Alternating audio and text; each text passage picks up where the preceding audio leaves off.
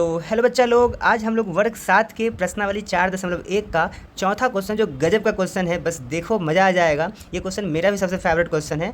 तो आप लोग देख पा रहे हो यहाँ पे कि पहला प्रश्न अपना है। पहले क्वेश्चन समझ लो। निम्नलिखित कथनों के लिए समीकरण हम लोग को लिखना है, मतलब हिंदी में आपको बातें लिख रखी है, हम लोग को उसको समीकरण में बदलना है। ठीक, पहला प्रश्न है संख्याओं x और 4 का योग, योग मतलब जोड़ होता है मेरे प्यारे बच्चों। कह रहा है 9 है, तो देखो संख्या x है और 4 का क्या बोला है, योग बोला है, योग मतलब जोड़, अब बराबर कितना है, 9 है। बहुत ही आसान और मज़ेदार प्रश्न है। ठीक, तो ये हो गया, बहुत आसान भी है। उसके बाद प्रश्न 2 देख पा रहे हो आप कि y में से 2 घटाने पर 8 प्राप्त होता है, ये भी मज़ेदार है। y लिख दो, इसमें से 2 घटाने पर 2 घटा दो, कितना प्राप्त होता है, 8 प्राप्त होता है। जो प्राप्त होता है उसको बराबर के उस पार लिखना।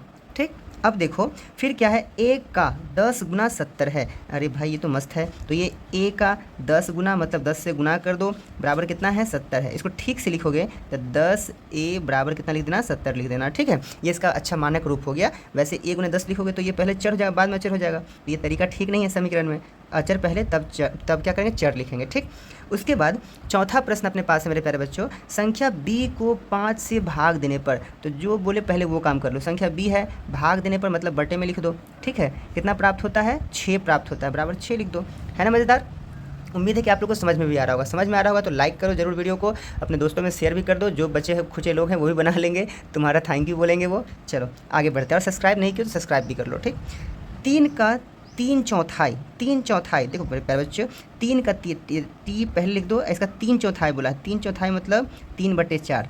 ठीक, जो पहला वर्ड बोलेगा उसको ऊपर लिखना, जो दूसरा वर्ड बोलेगा उसको नीचे लिखना। 3 चौथाई बोला तो 3 ऊपर 4 नीचे। 2 तिहाई बोलता तो 2 ऊपर लिखते और 3 नीचे लिखते। इसी तरह से कुछ भी हो, जैसे जो पहले होगा उसको ऊपर लिखना, बाद वाले को नीचे लिखना।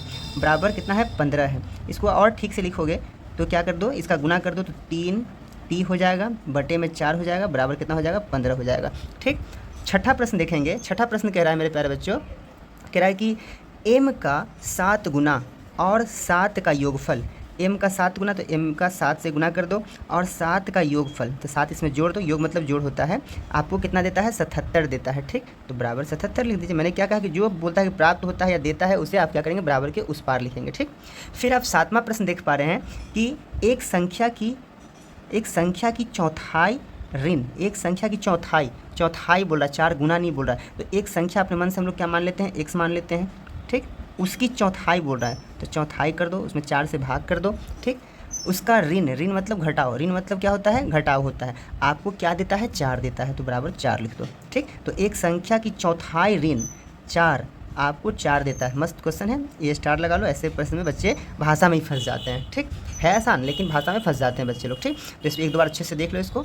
चलो फिर आते हैं हम लोग 8 पे आते हैं। यदि आप y के 6 गुने में से, तो y का 6 गुना कर दो, में से 6 घटा लीजिए तो आपको 60 प्राप्त होता है। तो लिख दो इधर 60, है ना। तो लिखते पढ़ते चलो और लिखते चलो। देखो पूरा प्रश्न पढ़ के बनाने की कोशिश करोगे तो थोड़ा लटक सकते हो, बच्चे हो ना, हल्के फुल्के हो, तो थोड़ा भारी बनो। यदि आप y के 6 गुने, तो इतना y का 6 गुना कर लो, में से 6 घटा लो तो आपको 60 प्राप्त होता है। ख़त्म। ओके, चलो आखिर लास्ट क्वेश्चन पे आते हैं। ठीक, यदि आप z के 1/3, तो ये रहा z और ये रहा 1/3, नीचे 3 से भाग दे दो। 1/3 मतलब 1/3, 1/3 मतलब बटे में 3 आ जाएगा। ठीक, में 3 जोड़ना है तो में 3 जोड़ दो, में 3 जोड़ दो। ठीक, तो आपको 30 प्राप्त होता है। ये हो गया 30 प्राप्त, ख़त्म, है ना।